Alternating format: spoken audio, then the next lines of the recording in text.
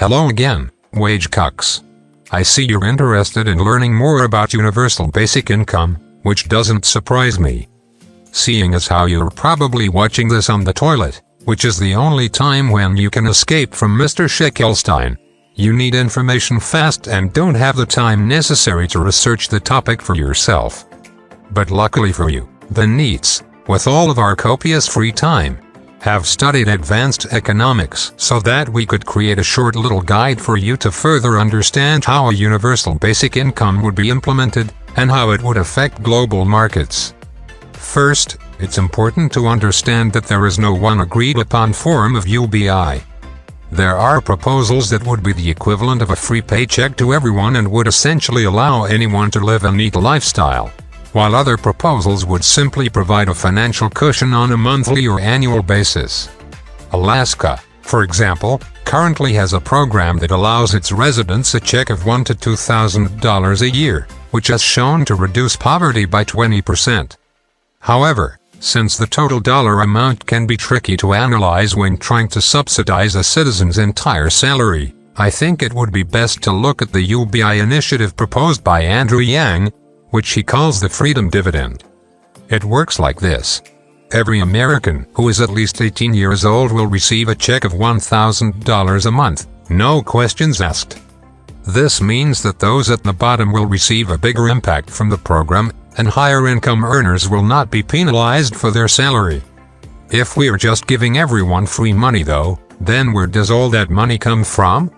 Yang proposes a 10% consumption tax on all goods, which may seem scary when you first hear about it, but when you do the calculations, the only way you can end up with a net loss is if you spend more than $120,000 a year on consumption.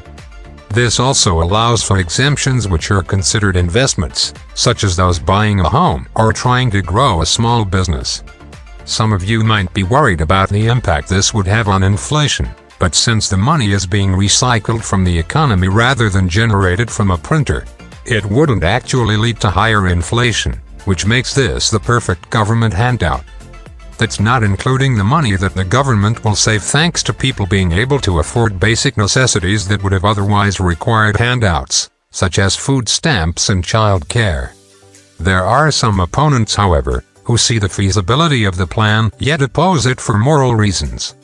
After all, those at the upper echelons of society are essentially paying our neat bucks so that we can stay at home and draw erotic pictures of Digimon characters.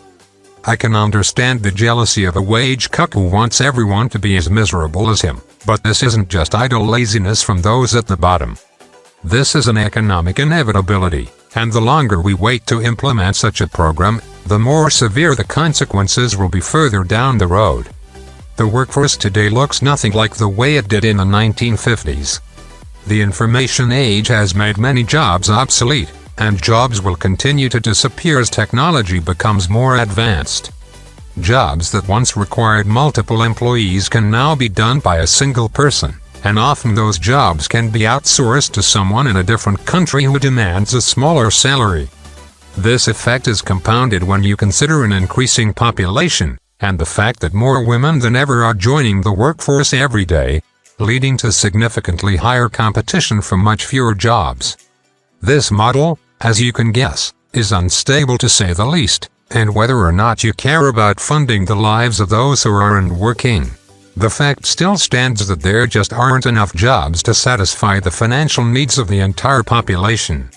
Even top experts in the fields of technology and economics agree that a universal basic income is inevitable, such as Elon Musk, Mark Zuckerberg, Steve Wozniak, and Milton Friedman.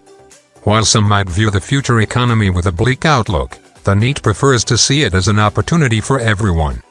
Think of all the wondrous innovations that could come about thanks to the freedom now allotted to former wagies. Think of all the art, literature, philosophy, and even technology that could be created thanks to a world unburdened by financial obligations. Think of all the time wasted at work, toiling day after day for your boss's new boat, which can now be spent learning the teachings of Newton, Nietzsche, and Jesus Christ. Think of all the energy you'll have, which can then be spent at the gym or preparing healthy meals. Think of the fresh air which you'll finally be able to enjoy. Think of all the time you can now dedicate to your family. Even if a universal basic income program simply creates an opportunity to work fewer hours at the same job, it is an opportunity nonetheless. Universal income is an inevitability, and the sooner we establish a program, the sooner we can analyze its effects and mold it to better fit our societal needs. It isn't just a way to give a cushion for those at the bottom. It is a way to reduce government spending, plan for our future, and give everyone an opportunity to succeed at life. Sorry, Wagey. I probably took up too much of your time. Your boss is probably wondering what you're doing right now, so you'd better get back to work so he can afford his weekly trip to Hawaii. And don't forget, another day, another dollar.